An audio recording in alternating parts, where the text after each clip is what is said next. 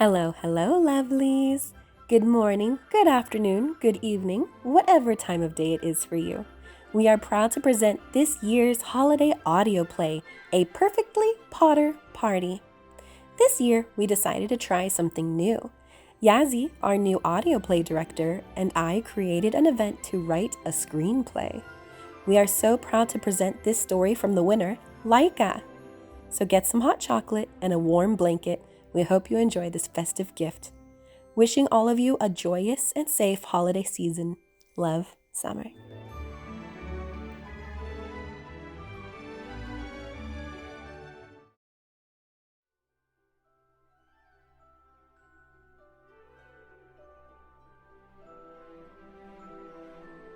It's a beautiful late evening overlooking Audrey Street Catchpole. The last rays of the setting sun and the vague reflection of the moon play on the surface of the river as the wintry night sweeps over the borough. The church bell can be heard along with the faintest sounds of people caroling. The borough is on the opposite side of the river. The magical barrier between the Weasleys' iconic home and the rest of the village keeps Muggle residents from seeing the 20-foot-tall Father Christmas statue that George Weasley has made. It looks as though it's made of pixies. He smiles and waves at Ron, then puts his hands on his large belly and gestures to his mouth for food. Ho, ho, ho. Ron is sitting in the crow's nest at the top of the burrow, admiring the statue with a weary smile. Again, you're a pig, you know that? Chuckling to himself, he uses his wand to make glow bulbs fly from a pouch near him to the Father Christmas. With silent yet greedy chomps, it consumes the glow bulbs, and a brightness glowing from within the statue increases. Ron hadn't noticed until now that it had dimmed considerably since yesterday. A small owl flies up to Ron and greets him with a haughty chirp. Oh, you know I didn't mean anything by it. Don't worry. Ron affectionately gives Pigwidgeon a pat on the head. It is Christmas Eve and Ron is quite happy. The entire month of December has gone perfectly, right down to the last detail. First, Hermione had finally agreed to bring her Muggle parents to the Burrow for Christmas dinner. Arthur Weasley could barely contain his excitement to investigate more about curious Muggle inventions from them. Second, his long hours at the ministry had helped him get a much-deserved promotion. And lastly, his fear that this Father Christmas statue from George would explode had not come true. Yet. Though it occurred to Ron that, while he was thinking this, the giant Father Christmas was being fed more glow bulbs than anyone had anticipated.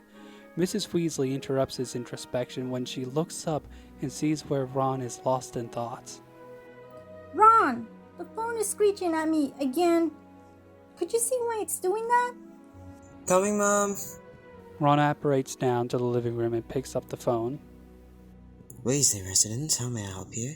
Harry excitedly updates Ron about the surprise gift Ron had asked Harry to pick up on his way to the Burrow. Ron, I got it! Oh, that's great news. Did the old hat try to... Ow! Mrs. Weasley, within earshot, casts a spell to make a wooden spoon slap Ron over the head. Language! Ron mouthed an apology and continued talking to Harry.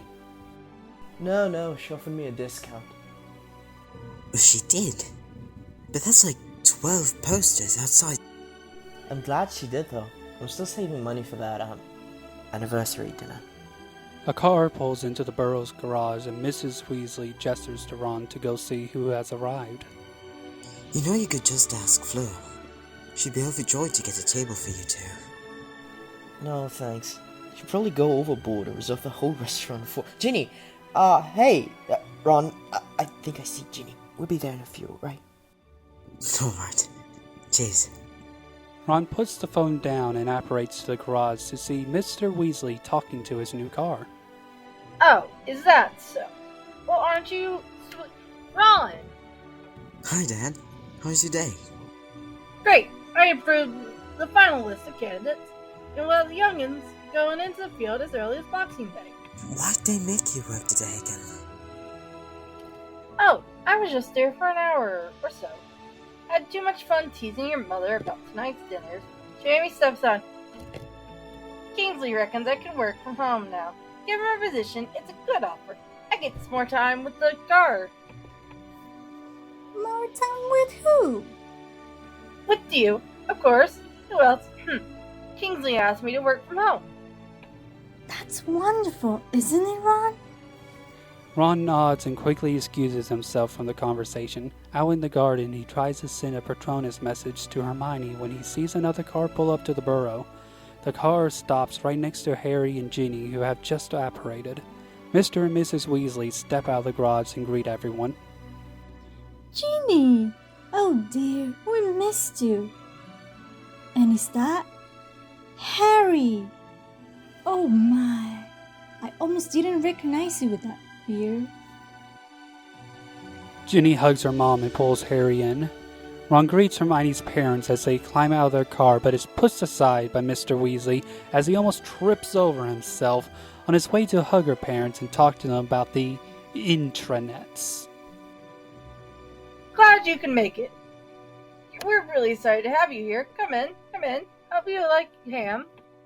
Burrow is a festivity of laughter and conversation as everyone enjoys the lovely dinner prepared by Mrs. Weasley. Mr. Weasley keeps asking Hermione's parents about the new Microsoft that he overheard a couple of Muggle kids discussing on his way home. Ginny and Harry chat with Hermione and Mrs. Weasley about Ginny's most recent Quidditch match. Hermione remembers something and turns to Mrs. Weasley. Will everyone else be joining us soon? They are on their way. Should be here tomorrow. I think George said he'll be late for dinner because he's working on a surprise. I'm looking forward to seeing everyone to give the gifts I've made them. Hermione reaches into her bag and takes out little presents that grow to their full size once rolled onto the table. They immediately start hopping towards the person they were intended for. Ron pokes Hermione to get her attention. Oi, I got something for you. Oh, Ron, you didn't have to. What is it? It's Wait, hold on a second. Ron turns to Harry to ask for Hermione's gift, but the moment Harry excuses himself to fetch Hermione's gift, the burrow rattles and quakes violently. Is this your gift, Ron and Weasley? No, of course not. What should take me for? Before Hermione can respond, something shatters the window and glass shards fly towards everyone at the dinner table. Ginny, Mrs. Weasley, and Hermione react the quickest. They stop the shards and reverse the damage while Mr. Weasley quickly grabs as many people as he can and apparates out of the burrow to safety. Once everyone is safely outside, they all look up at the giant Father Christmas statue. To their surprise, George is out on a broomstick with multiple pouches hanging from his belt. In the statue's determination to catch George and eat all the glow bulbs, it had accidentally kicked the side of the house, causing all the ruckus. The colossal Father Christmas statue looks triumphant as George feeds him all the glow bulbs he has. George, no, don't! You might want to cover your ears for this one. The giant Father Christmas continues to gorge on the glow bulbs until he suddenly gestures to George that he can't possibly eat anymore. His hands on its large belly, the whole statue glowing more brightly than ever. George leaps off his broom and uses his wand to poke Father Christmas right in the belly button. Father Christmas doubles over and lets out a loud, powerful, and ridiculously long belch. Instead of air, he spews light into the sky, like a huge illuminated screen. The images of their friends suddenly appear. There's Luna Lovegood holding Crookshanks, raising its little paw to wave at Hermione. Rubius Hagrid and Charlie Weasley are sitting next to a fire, sharing food with Norberta and waving to everyone. Professors Flitwick and Slughorn waving glasses of butterbeer with huge smiles, and Headmistress McGonagall with a stern expression that then suddenly melts into a smile as she wishes everyone a happy Christmas. Surprise! Everyone was stunned. You're not entertained. I was half expecting it to blow up in my face and leave me with a broken nose and a wonky spell. Mrs. Weasley runs to hug George, then pulls him by the one ear he has to scold him. What were you thinking, jumping off the broomstick while 50 up in the air? You could have died. You could have been seen. Oh, pull any harder and I'll lose the only ear I got left. Everyone laughed at that, and Mrs. Weasley dragged George in closely, followed by Mr. Weasley. The rest watched the illuminations until they faded and went back inside to the warm house. Ron pauses outside with Hermione to give her the gift. It's a tiny terrarium that holds a quillon made from starlight, a minuscule version of a hoofed chimera, very rare and truly a sight to behold. Hermione's eyes shine, the starlight from the quillon reflected in them. Oh, Ron, this is amazing. Thank you. Ron embraces her in a warm hug. Happy Christmas, Hermione. And that concludes a perfectly pottery party Christmas. Thank you guys for watching, and please stay tuned on the next installment of Prisoner of Azkaban Act 5. Merry Christmas and Happy New Year. See you in January.